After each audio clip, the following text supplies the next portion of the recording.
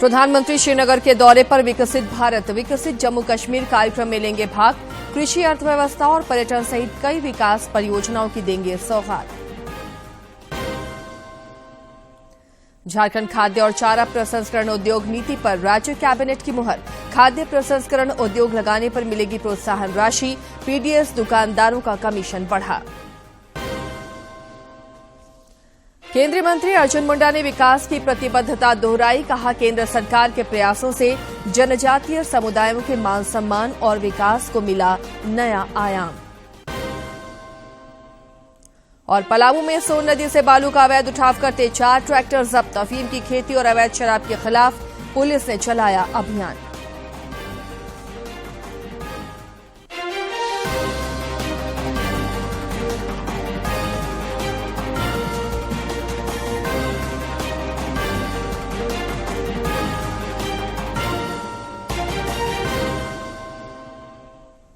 नमस्कार, खबरें झारखंड में आपका स्वागत है। मैं हूं आसिया नाजली और अब समाचारों पर नजर डालते हैं विस्तार से। प्रधानमंत्री नरेंद्र मोदी आज श्रीनगर के दौरे पर हैं और श्रीनगर में प्रदर्शनी का उन्होंने अवलोकन कर स्थानीय हस्तशिल्प कलाकारों और कारीगरों से बातचीत की। प्रधानमंत्री विकसित भारत विकसित जम्मू कश्मीर कार्यक्रम में भाग लेंगे। साथ ही कृषि, अर्थव्यवस्था और पर्यटन सहित कई विकास परियोजनाओं की सौगात भी देंगे।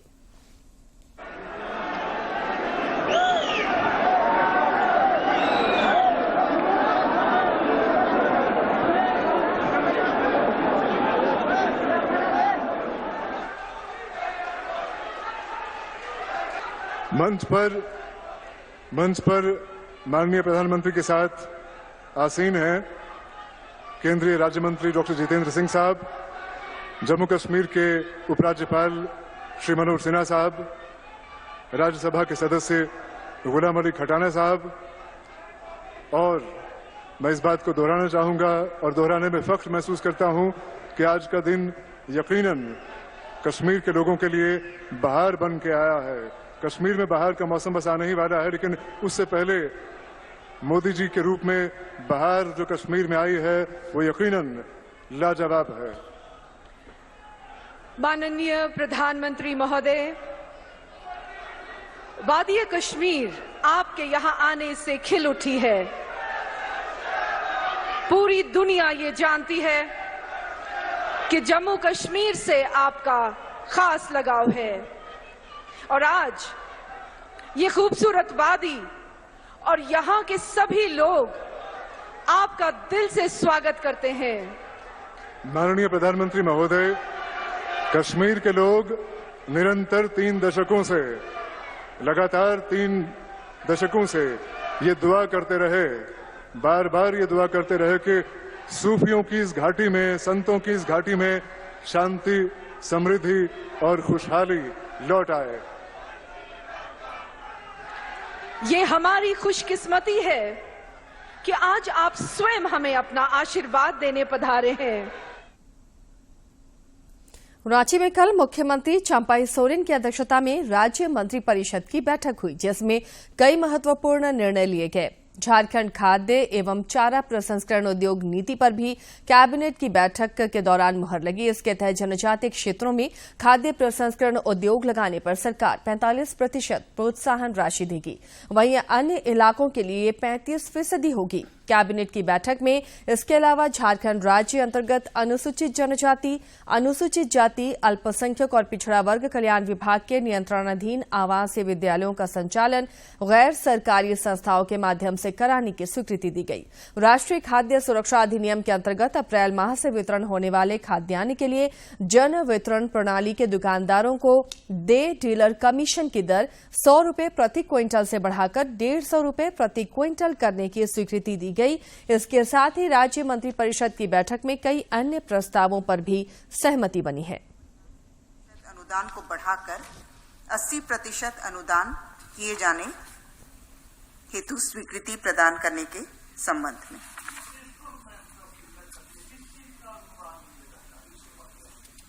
इसके तहत जो मशीन इक्विपमेंट के तहत जो इनको मैक्सिमम परमिसिबल सब्सिडी था वो 40% था, जिसे बढ़ा करके 80% किया जा रहा है। यंत्र इत्यादि के लिए जो एसएचजीज को या फिर महिला समूह को, महिला कृषकों को कृषि मुख्यमंत्री चंपाई सोरेन आज रांची के स्थानीय शहीद मैदान में लगभग 2500 अभ्यर्थियों को नियुक्ति पत्र सौंपेंगे। कार्यक्रम में कई मंत्रियों के भी उपस्थित रहने की संभावना है। जनजातीय मामलों के और केंद्रीय कृषि मंत्री अर्जुन मुंडा ने विकास की प्रतिबद्धता दोहराई है।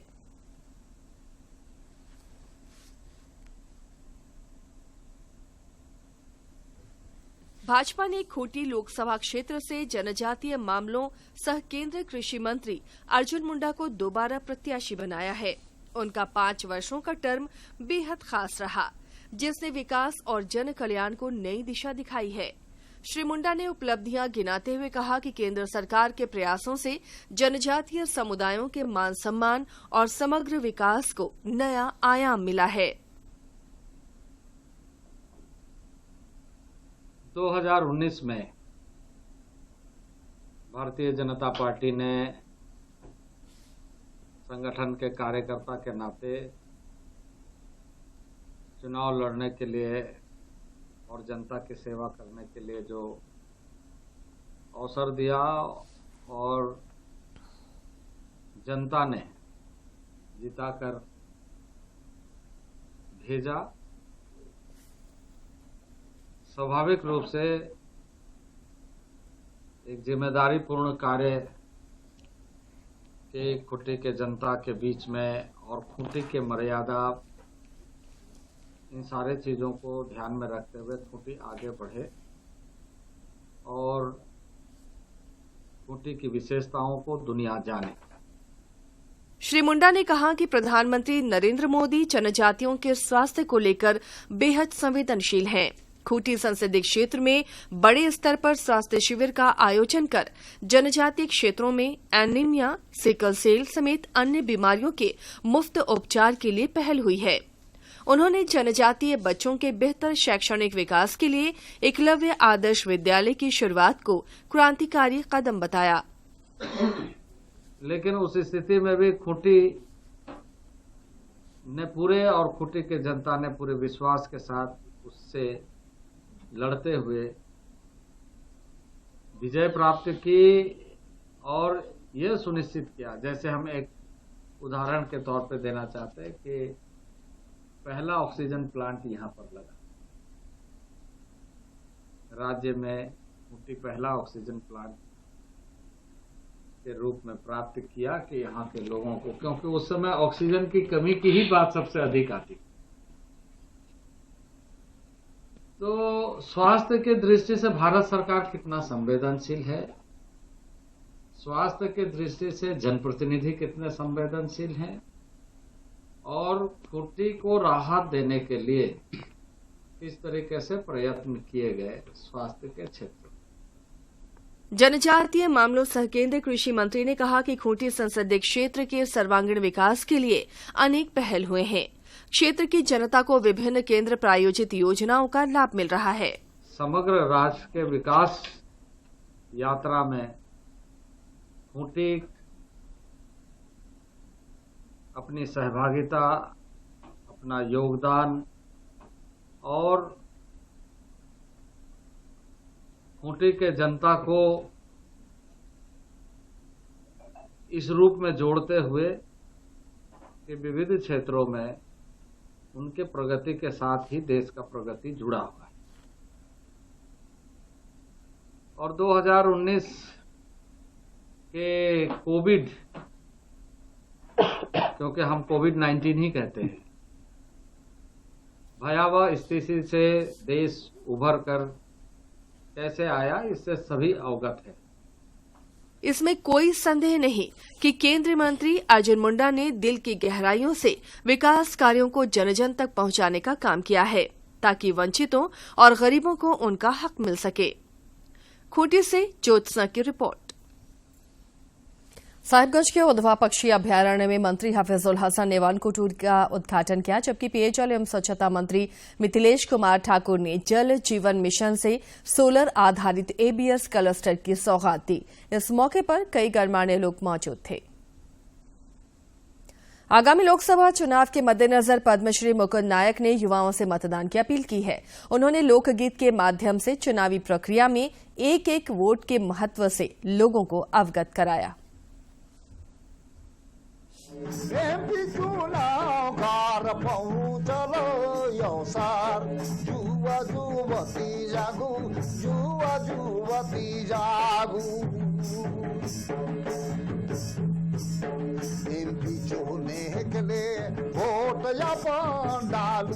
वोट या डालू युवा युवती जागू युवा युवती जागू।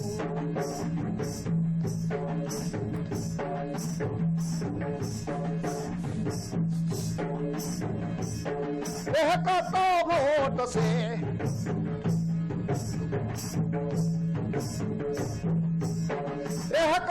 वोट से होवेला हार जी युवा युवती जागो युवा युवती जागो। एमपी चुने के लिए वोट या डालू युवा युवती जागो युवा युवती जागो युवा युवती जागो। इस बीच आगामी लोकसभा चुनाव के मद्देनजर राज्य में विभिन्न स्तरों पर जागरूकता कार्यक्रम चलाया जा रहा है। इस सिलसिले में धनबाद में भी कई कार्यक्रम आयोजित हो रहे हैं। नगर आयुक्त रविराज शर्मा ने मतदाता जागरूकता रैली का हरी झंडी दिखाकर इस रैली को रवाना किया। उन्होंने लोगों को इस दौरान मतदान के लिए प्रेरित किया ताकि मतदान का प्रतिशत बढ़ाया जा सके।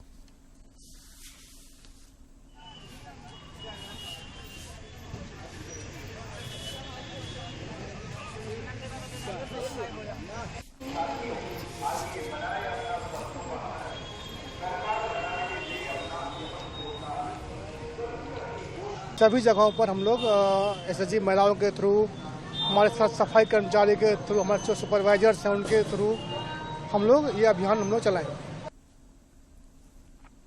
लोहरदगा संसदीय क्षेत्र में चुनावी सरगर्मी तेज हो गई है और विभिन्न स्तरों पर प्रशासनिक महकमा लोकसभा चुनाव की तैयारियों में जुटा है। संसदीय क्षेत्र में मौजूदा सांसद सुदर्शन भगत ने विकास कार्यों को नया आयाम दिया है। पेश है ग्राउंड रिपोर्ट। पार के सांसद रहे सुदर्शन भगत ने संसदीय क्षेत्र के विकास के लिए पूरी संवेदनशीलता और तत्परता से विकास कार्यों को नया आयाम दिया है।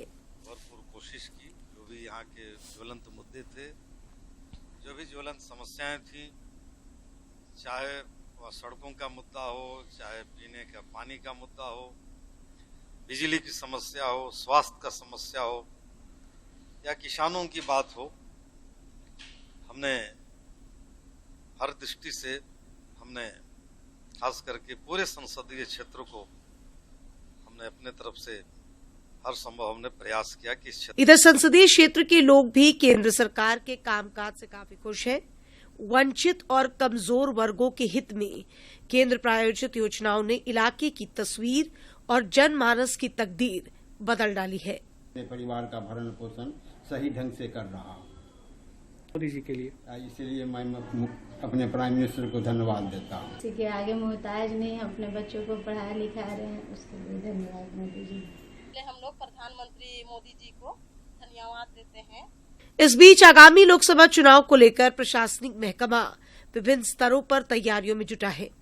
संसदीय चुनाव के मद्देनजर चुनाव को लेकर क्षेत्र में कुल 994 बूथ होंगे, जहां वोटर अपने मताधिकार का उपयोग कर सकेंगे। कि अगर आप डिस्ट्रिक्ट बाउंड्री देखें तो 964 पोलिंग स्टेशन हमारे डिस्ट्रिक्ट बाउंड्री में आते हैं और 994 पोलिंग स्टेशन हैं, जिसमें कुछ भंडरा, पेशरार और सिन्हा के भी हैं, जिनकी जिम्मेदारी, क्योंकि वो बिशुनपुर एसी में पड़ते हैं, वो उमला डीओ की होगी, तो उन सभी पे तैयारियां की जा रही हैं। केंद्र सरकार की सक्रियता से लोहरदगा संसदीय क्षेत्र में निश्चित रूप से चौतरफा विकास हुआ है, जो बदलते संवरते भारत का जीवंत उदाहरण है। डीडी झारखंड के लिए ब्यूरो की रिपोर्ट। पलामू में पुलिस ने हैदरनगर थाना क्षेत्र अंतर्गत सोन नदी से बालू का अवैध उठाव करते हुए 4 ट्रैक्टरों को जब्त किया है। ट्रैक्टरों को थाना लाकर अग्रतर कार्रवाई सुनिश्चित करते हुए खनन विभाग को जानकारी दी गई। पलामू पुलिस अवैध शराब और अफीम की खेती के खिलाफ भी सख्ती दिखा रही है। जिले के सिलदिली पंचायत के बरवाडी गांव में पुलिस अभियान चलाकर 1 बीघा में लगे पोस्ते की फसल को नष्ट किया। लेस्लीगंज थाना क्षेत्र के गोपालगंज में मलय नदी के किनारे पुलिस ने अलग अलग जगहों पर अवैध देशी शराब के निर्माण के लिए रखे गए 200 किलो जावा महुआ और शराब को भी नष्ट किया है। जिले के अन्य स्थानों पर भी ये अभियान चल रहा है।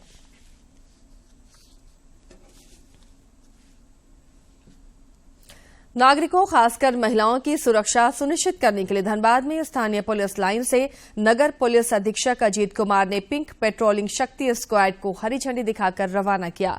उन्होंने बताया कि ये विशेष दस्ता असामाजिक तत्वों पर विशेष नजर रखेगा ताकि महिलाओं को बेहतर वातावरण मिल सके।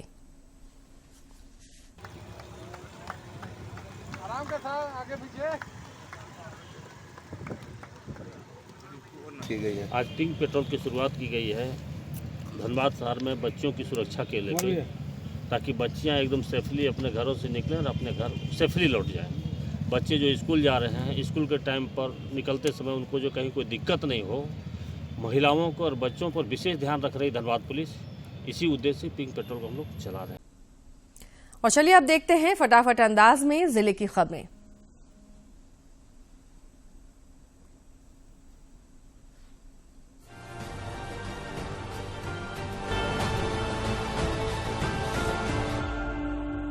मुख्यमंत्री चंपाई सोरेन से रांची में आदित्यपुर स्मॉल इंडस्ट्रीज एसोसिएशन के एक प्रतिनिधिमंडल ने मुलाकात की। मुख्यमंत्री को प्रतिनिधिमंडल ने एक ज्ञापन सौंपा। मौके पर एसोसिएशन के अध्यक्ष इंद्र अग्रवाल सहित अन्य लोग मौजूद थे।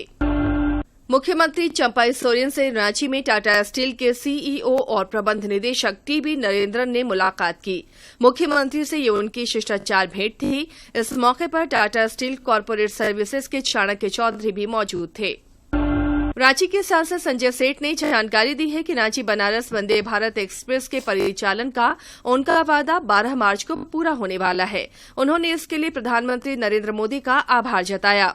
श्री सेठ ने कहा कि इससे बाबा विश्वनाथ का दर्शन सुगम होगा। सांसद संजय सेठ की पहल पर रांची में विकसित भारत एम्बेसडर कार्यक्रम का आयोजन हुआ। इस दौरान प्रधानमंत्री नरेंद्र मोदी के कुशल नेतृत्व में केंद्र सरकार की उपलब्धियों पर प्रबुद्धजनों से उन्होंने चर्चा संवाद किया। इस मौके पर कई गणमान्य लोग मौजूद थे। पलामू में पुलिस ने हरिहरगंज थाना अंतर्गत वाहन चेकिंग के दौरान 90 बोतल देशी अवैध शराब जब्त किया है।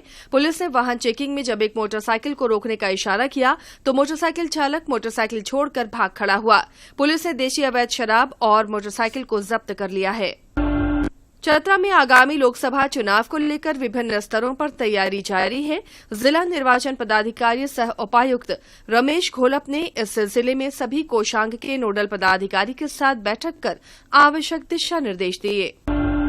गढ़वा जिला अंतर्गत पिंडरा स्थित तेतरी चंद्रवंशी कॉलेज ऑफ एजुकेशन के सभागार में स्वीप कोषांग के द्वारा नैतिक मतदान और ईवीएम वीवीपैट के संबंध में जागरूकता के लिए कार्यशाला का आयोजन किया गया। गढ़वा वन भवन सभागार में जिला निर्वाचन पदाधिकारी सह उपायुक्त ने स्वीप कोषांग की ओर से आयोजित मतदाता जागरूकता कार्यक्रम में सभी को नैतिक मतदान करने को लेकर मतदाता शपथ दिलाई। विधानसभा अध्यक्ष रविन्द्रनाथ महतो ने नाला विधानसभा क्षेत्र अंतर्गत कुंजबोना से बामनडीहा तक पथ निर्माण कार्य का शिलान्यास किया। लगभग 2.5 किलोमीटर लंबी इस सड़क का निर्माण ग्रामीण विकास विभाग द्वारा किया जाना है। रांची के सांसद संजय सेठ ने सांसद निधि से कांके प्रखंड के कोंकी पंचायत में दशकर्म शेड के निर्माण कार्य का शिलान्यास किया। इस मौके पर विधायक समरीलाल भी उपस्थित थे। आजसू पार्टी द्वारा चंदनक्यारी में मिलन समारोह आयोजित हुआ। इस दौरान पार्टी अध्यक्ष सुदेश कुमार महतो की उपस्थिति में बोकारो जिला 20 सदस्य विश्वनाथ महतो, झामुमो के चंदनक्यारी प्रखंड अध्यक्ष नेमचंद महतो और समाजसेवी महाराज महतो के नेतृत्व में कई कार्यकर्ताओं ने आजसू पार्टी का दामन थामा।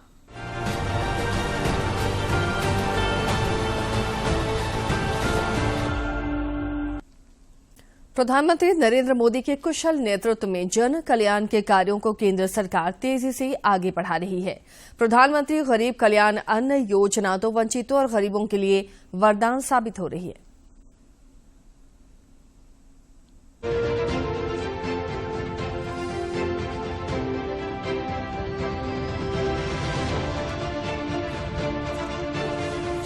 केंद्र सरकार देश में गरीब लाभार्थियों के वित्तीय बोझ को कम करने और राष्ट्रीय खाद्य सुरक्षा अधिनियम की राष्ट्रव्यापी एकरूपता और प्रभावी कार्यान्वयन सुनिश्चित करने के उद्देश्य से प्रधानमंत्री गरीब कल्याण अन्न योजना के लाभार्थियों को मुफ्त खाद्यान्न उपलब्ध करा रही है। कोविड-19 के दौरान मोदी सरकार की तरफ से प्रधानमंत्री गरीब कल्याण योजना के तहत 1.70 लाख करोड़ रुपए के राहत पैकेज की घोषणा की गई थी, जिसका उद्देश्य था किसी को भी, खासतौर से गरीब परिवारों को किसी भी तरह की समस्या ना हो। इसी दौरान पीएम गरीब कल्याण अन्न योजना की शुरुआत की गई, जिसके तहत देश की लगभग 2/3 आबादी को कवर किया गया।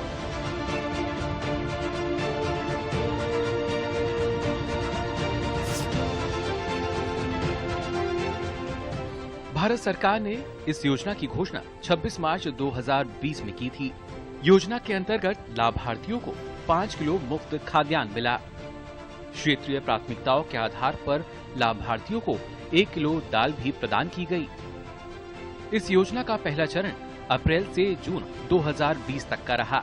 वहीं योजना का दूसरा चरण जुलाई से नवंबर 2020 तक चालू रहा, जबकि योजना का तीसरा चरण मई से जून 2021 तक चला और योजना का चौथा चरण जुलाई से नवंबर 2021 के बीच में रहा।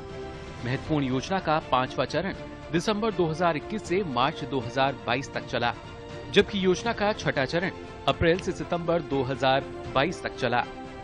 6 चरणों में करीब 1118 LMD खाद्यान्न आवंटित हुआ। इस दौरान कुल खर्च लगभग 3.91 लाख करोड़ रुपए रहा। योजना के तहत करीब 80 करोड़ लाभार्थियों को कवर किया गया। योजना के अंतर्गत 1 जनवरी 2023 से लक्षित सार्वजनिक वितरण प्रणाली के माध्यम से मुफ्त खाद्यान्न वितरित किया गया। साथ ही भारत सरकार द्वारा NFS से लाभार्थियों को मुफ्त खाद्यान्न उपलब्ध कराने की अतिरिक्त लागत वहन की जा रही है। 31 दिसंबर 2023 को समाप्त हुई योजना का वार्षिक बजट 2 लाख करोड़ रुपए रहा।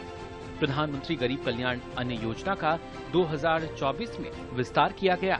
2024 में योजना के विस्तार की हुई घोषणा। 2024 से 5 साल के लिए 81.35 करोड़ लाभार्थियों को मिलेगा मुफ्त खाद्यान्न।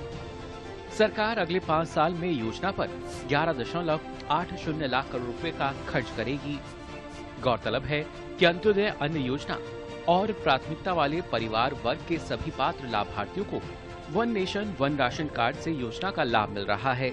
मेहनत मजदूरी कर अपने परिवार का पालन पोषण करने वाले परिवारों के लिए प्रधानमंत्री गरीब कल्याण अन्न योजना वरदान साबित हो रही है।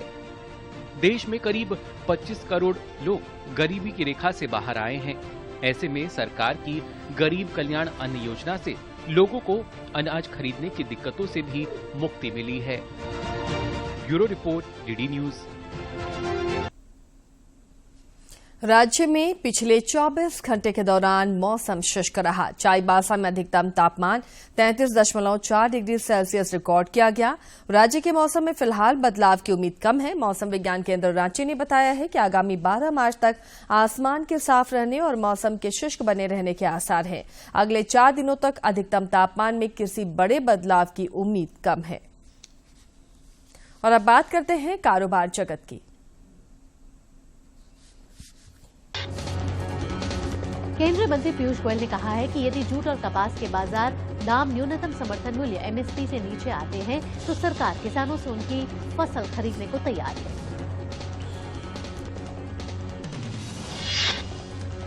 सारी वाणिज्य और उद्योग मंत्री पीयूष गोयल ने कहा कि केंद्र जूट और कपास के उत्पादन को बढ़ाने की दिशा में काम कर रहा है और विदेशी निर्यात के लिए कृषि के दृष्टिकोण को पूरा करने के लिए गुणवत्ता वाले बीज और उर्वरक उपलब्ध करवाने के लिए तैयार है। उद्योग और आंतरिक व्यापार संवर्धन विभाग DPIIT ने अंतरिक्ष क्षेत्र में प्रत्यक्ष विदेशी निवेश नियमों FDI में बदलाव को अधिसूचित किया है। ESIC ने 7 ESI अस्पतालों के निर्माण के लिए 1100 से ज्यादा करोड़ रुपए की मंजूरी दी है। उत्तर प्रदेश, मध्य प्रदेश, ओडिशा और कर्नाटक में खुलेंगे ये अस्पताल। आरबीआई ने कुछ गैर बैंकिंग वित्तीय कंपनियों एनबीएफसी पर कार्रवाई की है, जिसके बाद समूचे एनबीएफसी क्षेत्र पर कार्रवाई के डर से बड़ी संख्या में निवेशकों ने एनबीएफसी कंपनियों के शेयरों से पैसा निकाल लिया है।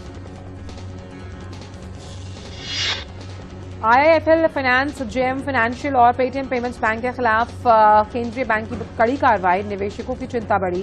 केंद्रीय बैंक ने संचालन में खामियों का हवाला देकर की है कार्रवाई और इसीलिए दोनों ही स्टॉक्स में दबाव देखा गया। और अब बात करते हैं क्रिकेट की। भारत और इंग्लैंड के बीच 5वीं और आखिरी टेस्ट क्रिकेट मैच धर्मशाला में शुरू हो गया है। इंग्लैंड ने टॉस जीतकर बल्लेबाजी का निर्णय लिया। लंच ब्रेक तक इंग्लैंड ने 2 विकेट के नुकसान पर 200 रन बना लिए हैं। 5 मैचों की इस श्रृंखला को भारत पहले ही 3-1 से जीत चुका है। रांची टेस्ट में भी टीम इंडिया ने शानदार जीत हासिल की थी। खेलो इंडिया के एथलीट अब सरकारी नौकरी के हकदार होंगे। सूचना और प्रसारण मंत्री अनुराग सिंह ठाकुर ने एक सोशल मीडिया पोस्ट में कहा कि खेलो इंडिया गेम्स के युवा, विश्वविद्यालय के खिलाड़ी, पैरा और शीतकालीन खेलों के पदक विजेता अब सरकारी नौकरी के हकदार होंगे। इस खबर और अन्य खेल से जुड़े समाचारों को देखते हैं फटाफट अंदाज में। महिला प्रीमियर लीग में आज मुंबई इंडियंस और यूपी वॉरियर्स की टीम आमने सामने। मुंबई को इस टूर्नामेंट में 5 मैचों में 3 में जीत मिली, जबकि यूपी वॉरियर्स को 2 जीत हुई हासिल। वहीं कल खेले गए मुकाबले में गुजरात जॉइंट्स ने आरसीबी को 19 रन से हरा दिया। पहले बल्लेबाजी करने उतरी गुजरात जॉइंट्स ने 20 ओवर में 5 विकेट खोकर 199 रन बनाए। इसके जवाब में आरसीबी ने 180 रन बनाकर मैच हार गई। भारतीय खिलाड़ियों के लिए एक बड़ी पहल के रूप में खेल मंत्रालय ने की घोषणा कि अब खेलो इंडिया गेम्स के पदक विजेता भी सरकारी नौकरी के होंगे पात्र।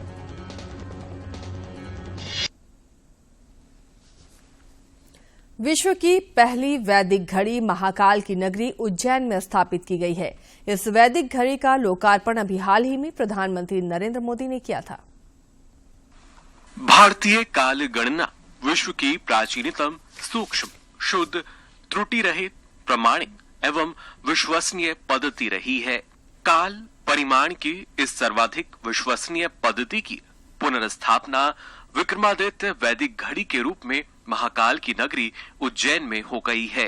दुनिया भर में उज्जैनी से निर्धारित और प्रसारित काल गणना नियामक रही है। उज्जैनी की स्थापना सृष्टि के आरंभ से ही मान्य की जाती रही है। विक्रमादित्य वैदिक घड़ी भारतीय काल गणना पर आधारित विश्व की पहली घड़ी है, जिसे वैदिक काल गणना के समस्त घटकों को संवेद कर बनाया गया है। इस घड़ी में भारतीय पंचांग समाहित है। इस बुलेटिन में फिलहाल इतना ही, लेकिन चलते चलते एक बार फिर से नजर डालेंगे सुर्खियों पर। प्रधानमंत्री श्रीनगर के दौरे पर विकसित भारत, विकसित जम्मू कश्मीर कार्यक्रम में लेंगे भाग। कृषि, अर्थव्यवस्था और पर्यटन सहित कई विकास परियोजनाओं की देंगे सौगात। झारखंड खाद्य और चारा प्रसंस्करण उद्योग नीति पर राज्य कैबिनेट की मुहर। खाद्य प्रसंस्करण उद्योग लगाने पर मिलेगी प्रोत्साहन राशि। पीडीएस दुकानदारों का कमीशन बढ़ा। केंद्रीय मंत्री अर्जुन मुंडा ने विकास की प्रतिबद्धता दोहराई। कहा, केंद्र सरकार के प्रयासों से जनजातीय समुदायों के मान सम्मान और विकास को मिला नया आयाम। और पलामू में सोन नदी से बालू का अवैध उठाव करते 4 ट्रैक्टर जब्त। अफीम की खेती और अवैध शराब के खिलाफ पुलिस ने चलाया अभियान।